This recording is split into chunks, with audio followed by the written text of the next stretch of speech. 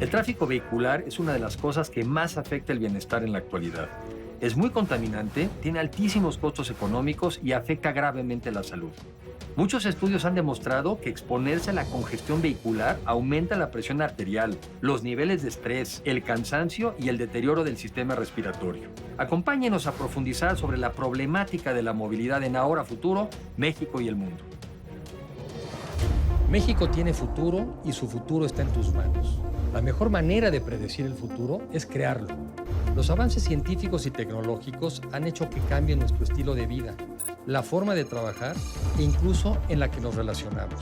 La capacidad de educarnos a través de Internet, de transportarnos en vehículos autónomos, de modificar el genoma humano para evitar enfermedades, así como el uso intensivo de las energías renovables y de la inteligencia artificial, nos permitirán alcanzar mejores niveles de vida. Pero ¿seremos capaces de incorporar a todos o generaremos sociedades más polarizadas? De esto se trata Ahora Futuro, México y el mundo.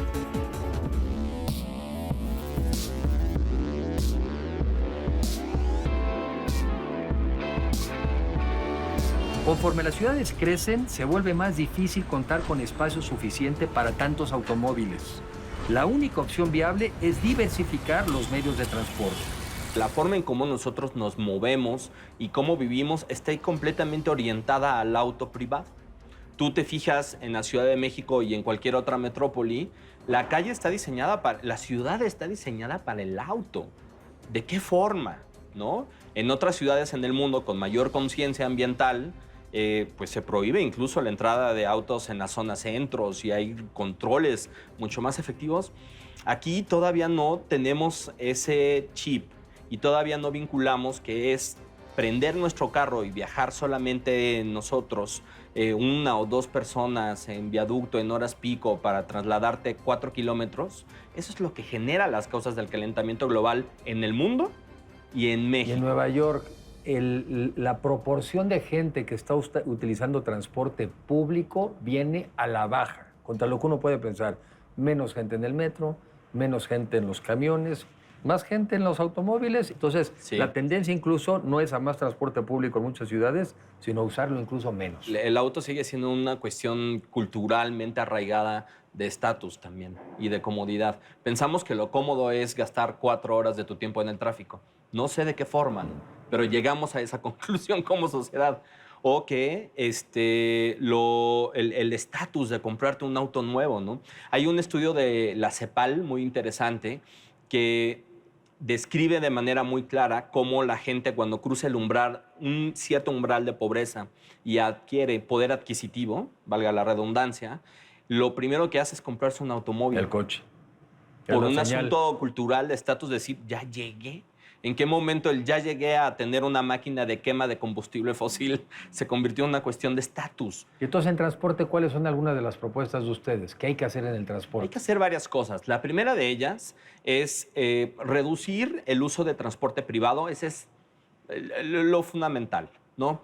¿Cómo puedes reducir el uso de transporte privado? Diseñando de forma distinta las ciudades, teniendo un control de demanda. Hoy no circula, por ejemplo, puede ser muy criticado, pero es un control de demanda. Limita el número de autos circulando en determinado día bajo ciertas circunstancias. Bueno, a la gente le puede no gustar, pero eso es un control de demanda. La forma, ya dijimos cómo se diseñan las ciudades. Cómo las ciudades están concentradas, el sector servicios y económico, en solamente 2 o 3 delegaciones o 2 o 3 municipios a lo largo de la República es también preocupante, porque lo que genera es que la gente se tiene que trasladar muchas horas y se tiene que mover para poder acceder a su trabajo, a educación, a salud y a servicios. Entonces, tener policentros, descentralizar las ciudades también será bastante conveniente. Limitarse a crear más infraestructura para el automóvil no soluciona el problema. Por ejemplo, en 2004, la autopista Katy Freeway en Houston fue clasificada como la segunda más congestionada de Estados Unidos. Para solucionarlo, ampliaron la autopista de 8 a 23 carriles, pero solo fue una solución temporal, ya que para el 2014, los viajes desde el centro de la ciudad por Katy Freeway fueron 51% más tardados que en el 2011. hay estudios que señalan que entre mayor es el nivel de ingreso de las personas, pues mayor es la tendencia hacia los automóviles. Entonces, hay quienes ven en el futuro cercano en América Latina, pues más bien que va a haber un aumento pues enorme del número de automóviles. Incluso en México mismo es más alto el crecimiento de los vehículos, creo que crecen al 5% anual, 3 veces más que lo que crece la población. O sea, la tendencia sigue siendo a que el coche va creciendo y hay muchísimas inversiones públicas, pues más bien para irlo reforzando. ¿Eso les preocupa? ¿Cómo lo ven? Creo que lo que está claro es que si le apostamos a ese modelo de que la mayor cantidad de gente acceda al auto y sobre todo lo use, que también son dos cosas diferentes, pues a lo mejor tener auto pero no usarlo para ir a todos lados, pues ese modelo genera muchos de los problemas que ya tenemos, ¿no?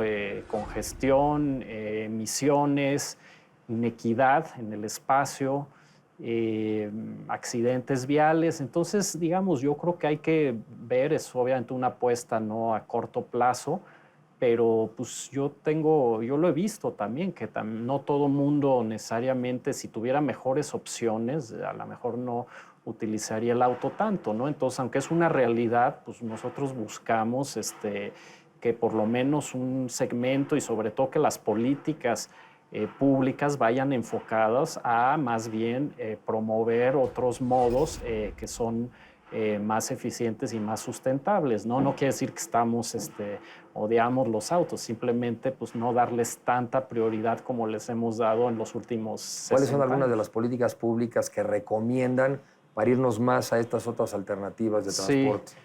Pues mira, hay desde impuestos, que por ejemplo teníamos la tenencia y yo creo que fue un error quitarlo, Claro. porque finalmente también son recursos que pueden ayudar, digo, y eso es muy importante, que esos recursos realmente se inviertan en el transporte público. Las políticas de estacionamiento también son muy importantes, desde pues que, digamos, si no le pones un precio al espacio público, digamos, o lo dejas ahí a la informalidad, pues muchas veces lo que pasa es que se satura de estacionamiento gratuito, que en realidad no es gratuito. La tenencia es una, la otra son los parquímetros. Parquímetros o... Porque si tienes razón, esquemas- no es gratuito. Si no lo cobra la ciudad, lo cobra Alguien, un sí. particular que te Sí. hace el favor Sí. de administrar la calle. Sí, y para un comerciante tener un espacio ahí, 12 horas un auto versus que haya rotación, pues también él está perdiendo, ¿no? O un centro comercial que sea gratuito el estacionamiento, pues en realidad está subsidiando a los automovilistas de alguna manera. Pero bueno, las políticas de gestión del estacionamiento, hay algunos países que le han puesto, inclusive en Latinoamérica, un pequeño sobrecosto a la gasolina, que creo que es uno de los impuestos más interesantes, aunque... Algo así intentó el señor Macron en Francia y le sí, fue del políticamente cocol, ¿no? son difíciles, pero no quiere decir que sean batallas que no hay que dar, Correcto. nada más porque son impopulares, ¿no? Al final, pues yo creo que hay que hacerlo responsable, pero sí, o sea, son retos. Hay otras ciudades más avanzadas que tienen, en el caso de Londres, Milán, Estocolmo, tienen cargos por congestión, que son, ¿no? Que para usar una vialidad te cobra un cierto monto y también todo ese recurso transparentemente se da a mejorar las transporte opciones. público. Entonces, pues cosas así hay que pensar y bueno, y también la revolución tecnológica que hay ahora que ya también todos estos servicios que hay a través de plataformas, pues también han venido a cambiar quizás la necesidad de la posesión del automóvil, ¿no? Yo creo que ha sido muy interesante lo que ha pasado en la Ciudad de México en los últimos, pues sí, 12 años probablemente. Ha habido más uso de bicicletas. Por ejemplo, nosotros tomábamos el conteo de cuántos ciclistas había en Reforma hace 8 años y había alrededor de 120 diarios y ahora hay contadores ahí que se ve que hay más de 3,000 ciclistas diarios. Tiene que ver con infraestructura y con sistemas como el de la bici pública, el caso de Ecobici, ¿no? Y ahora vienen pues todas estas bicicletas sin estación que también son interesantes. Obviamente también conllevan ciertos problemas que hay que atender. A veces hay un desorden en dónde se estacionan y cómo circulan muchas veces los ciclistas, pero al final yo creo que sí se trata de que más gente, sobre todo población joven, y también para combatir muchas cuestiones como puede ser el tema de la sobrepeso y obesidad, puede ser un gran aliado, las emisiones ni se diga, y se han hecho cosas interesantes, pero sí todavía creo que estamos en ciertas zonas de la ciudad, ¿no? Y inclusive hay zonas donde hay más uso, el caso del oriente de la Ciudad de México, donde todavía no hay la infraestructura para fomentar que se haga todavía más uso de la bicicleta. Ahí lo que es muy importante es integrarla también con el transporte público. Claro, ¿no? llegas hasta algún lugar en bicicleta y después Exacto. te puedas subir a... Lo ves en los camiones en algunas otras partes del mundo, Exacto. que tienen hasta sus espacios para Sí, subir la bicicleta. sí. Tengo la percepción, digo, lo he leído, lo he escuchado, e incluso pues, tengo amigos todavía de los millennials que pareciera ser que tienen menos interés por el Hay vehículo. cada vez más opciones y creo que también, bueno, ha cambiado la demografía de las ciudades, las preferencias de la población. A lo mejor ya no idea de vivir en la casa, en el suburbio idílica, pues a lo mejor ya ahora es más atractivo para un joven vivir en una zona más cerca de su trabajo, donde haya una oferta más interesante de espacio público, de lugares para comer, cultura, etcétera.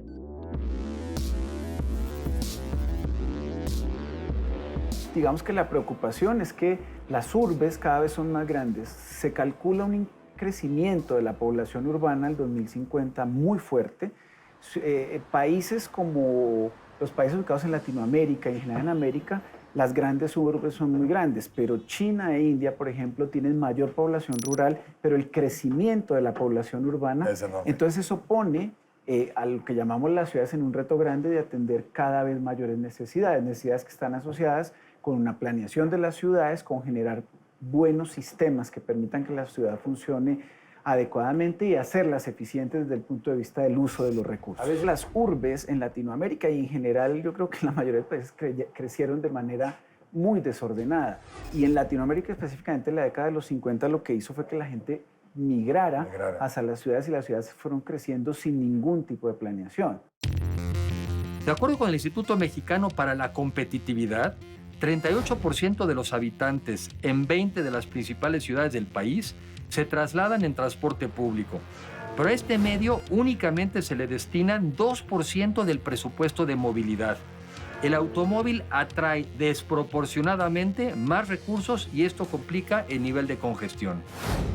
El estado de la movilidad en muchas ciudades de México es inaceptable. Necesitamos mejor planeación y diversificar las opciones de transporte. Debemos impulsar alternativas como la bicicleta, los scooters, la movilidad peatonal y mejorar el transporte público. Profundizaremos en ello en los próximos capítulos de Ahora Futuro, México y el Mundo.